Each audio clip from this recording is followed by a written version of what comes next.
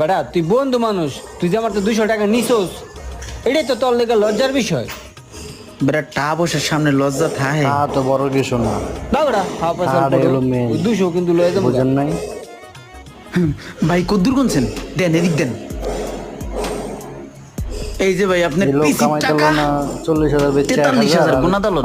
আর এইগুলা আমার। 20,000। কি রে ভাই, আমি এত টাকা ইনভেস্ট করে 1,000 টাকা লাভ করতে পারলাম না, তুই উইরা জুইরা বয়া 20,000 খাই দিলি।